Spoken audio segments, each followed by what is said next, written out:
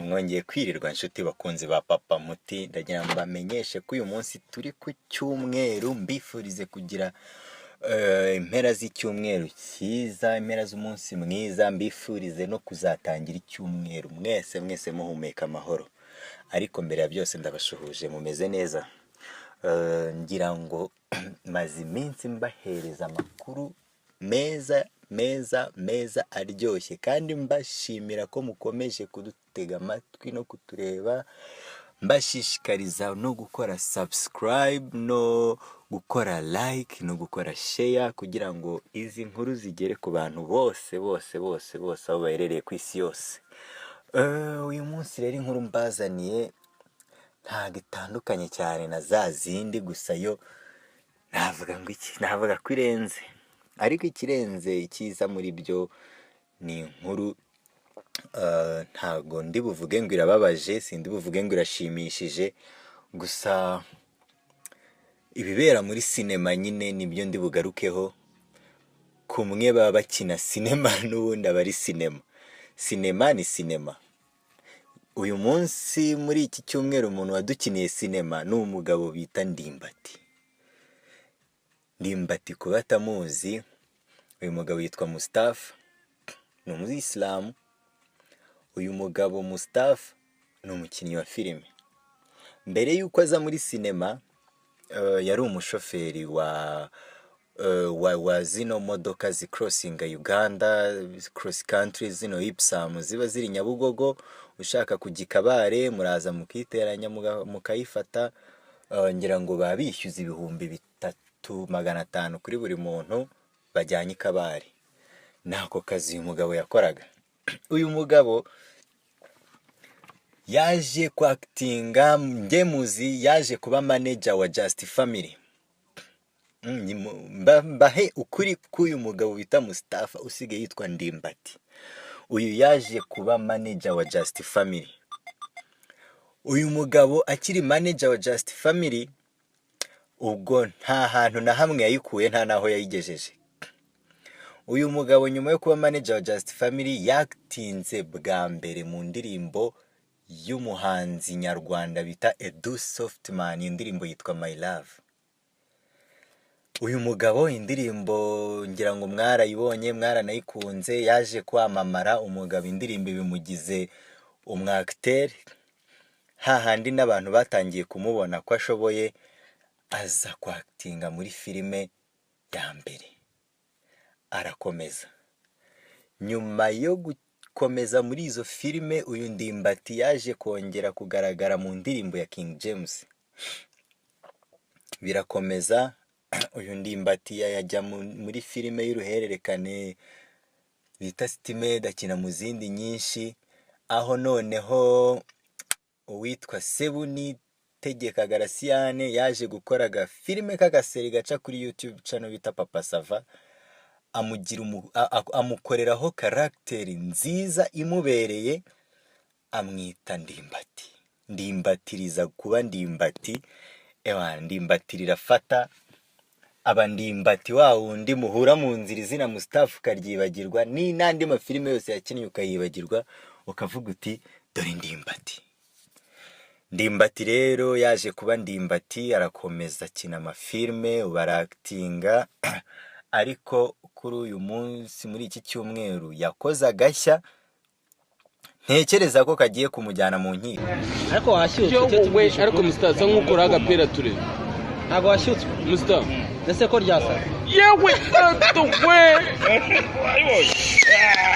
Morari mama generoza amabuna 3,5,6,7,8,9,10 we kiraho ni veri akira ya naguhe mbere cyangwa yewe we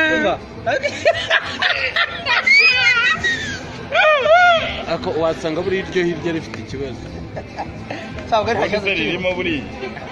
Reka turebe Mustafa, reka turebe iryo hirya nge, reka dukunda yewe data we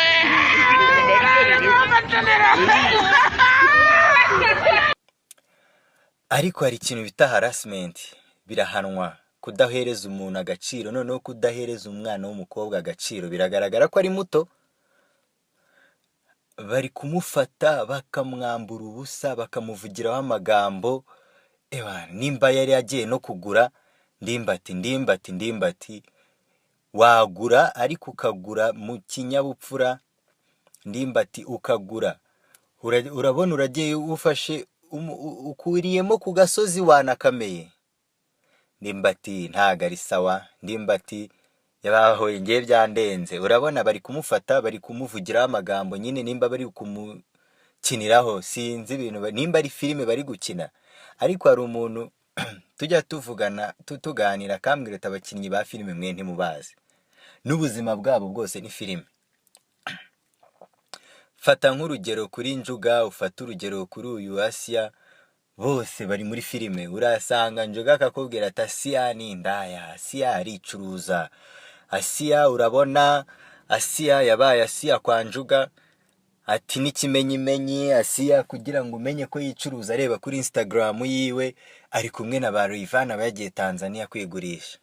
Ukibaza iyo sinema ni iyi nese umuntu uri kumwe na Rayvanny aba yicuruza? Ni ikibazo. Asia wamwegera uti wimbwira uriya mujura, atahubwo njyewe ndamujyana Iwawa, ndangomba kumutwara Iwawa, nta kindi gishoboka. Ni Wawa nibampenda nuko mwishyura nukumurega bakamufunga, kuko biriya nabyo nitesha agaciro. Wakwitegereza rero muri sinema ugasanga ibintu byo kwitesha agaciro bireze, uhereye kuri Damuru umupapa wakoze biriya mwumvishe mwamenye, ukaza kuri Ndimbati nawe ni umupapa, reba ibyo ari gukorera umwana mutoya. Ntekereza ko we bitari bunamugwa amahoro, kubera ko ibintu ntago ari byo, nta naho bihuriye n'amahame tugenderaho nk'abanyarwanda biyubaha bihesha agaciro, nta hantu na hamwe bihuriye.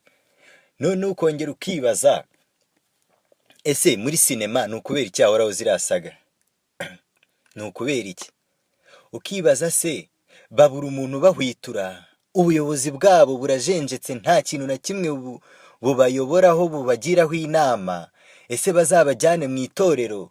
Ese bazabakorera iki muri sinema kugira ngo bagire ikinyabupfura gikwiye abantu bareberaho nk'icyitegererezo? Kuko burya umuntu abaye umustar, hari abantu nyine bumva bakwigana karakteri yiwe, bakavuga ati uyu muntu ndamukunda ngomba kuzaba we.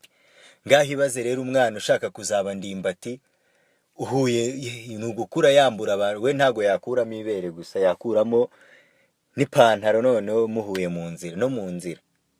Ntago ari byo.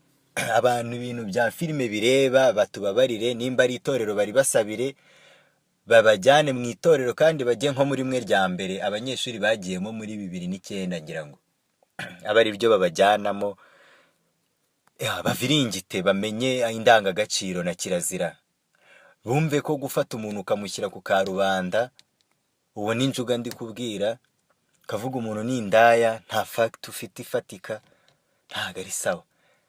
Noneho Asia nawe bumve ko nimba yise umuntu umujura atange gihamya, kandi bamenya aho kubivugira. Niki kinyabupfura cyigisha, bamenya aho kubivugira, byonyine birahagije. Icyo ni kimwe. Hanyuma rero uwitwa Ndimbati nawe ndatekereza hari ababishinzwe bagomba kumenya icyo kumukorera. Nimba ari filime bakinaga, ntago ari za zindi z'urukozasoni navugaga za Noeline agiye gutangira gukinisha ku mugaragaro. Nimba arizo nazo sinzi nimba mu Rwanda zemewe, sinibaza nimba hari n'ahandi muri Afurika cyangwa muri aka karere k'ibiyaga bigari zemewe. Naho ni nka za zindi, cyangwa mu kimwe abari yasho showbiz igidusezeranya hari amasho showbiz dusezeranya yuko nta cyumweru gishobora gushira nta gashya kabaye. Ngira ngo murabizi Saga ya Kibenyi ivuyeho, hazaho iyundi mukinnyi bita Muhire Keve. Abo bose n'abantu bagaragaye baduhereza ubunani batwereka ubusa bwabo. Bivaho hazi yundi mukobwa bivugwa ko ari mushiki wa Mike Karangwa bita Ardine, nawe yatanze ubunani yambaye ubusa, noneho we yari arimo yoga. sinzi ngo sinababeshya ngo ubunani dusigayemo. Ibyo bivuyemo hajeho Yarine Gahongayire waje agafeka itangazamakuru ryose ryo mu Rwanda, usigaye akorana na VOA. Ibyo bivuyeho hajeho iya Christelle yo kuri RBA, nawe abatuzaniye indi show yo gukina yo kuza muri show yasinze kuri screen y'igihugu, televiziyo isigaye mbibutse ko yabaye mpuzamahanga, ni 243 ngira ngo kuri DSTV niho wayikurikiranira, byumvikane ko ari mpuzamahanga, isi yose irayireba. Ariko ukaza gukora show wasinze ukora ibintu nka biriya vrema, ngira ngo ni indi show nayo yabaye. Show nayivaho bamusimbuje Anita, ikiganiro baragihindura, Anita Pendo nawe itazana systeme yo kurira muri studio. Sasa abantu batarebye Friday Fright yo kuwa gatanu mwarahombye cyane. Umuntu bita Bisoso yari ikintu bita voka, umuntu bita Nita kurira imineke n'amasambusa kuri screen bari muri studio. Ewana bari mu ndege, murabizi ko mu ndege babakira nabo, indege yabaye indege. Ewana dushime ko yabagejeje y'amahoro. Rero witwa Ndimbati nawe yanze kuvira amaho, ahita tuzanira indi saga yo kuza yambika undi mwana ubusa, none amukinira wamuvugiraho n'amagambo arenze. Byumvikane ko yari arimo amugura, ariko nimba yari arimo anamugura, uriya mwana ntago arengeje imyaka 16. Ndimbati waguze umwana. Ubwo rero sinzi, ntago ndumva usobanura ko byari byakugendekeye, ariko wihangane. Nimba ari n'agacupa Ndimbati, uzasaba imbabazi abaturage babonye ibi bintu. Hanyuma rero mukomeze mukore like, mukomeze musharing izi nkuru zacu, tuzajya tuhababera, tuzajya tubayabagezaho atarajyaho ivumbi. Mukomeze mudukurikirane 5 kuri 5, natwe turabakunda. Ciao ciao, nakagaruka.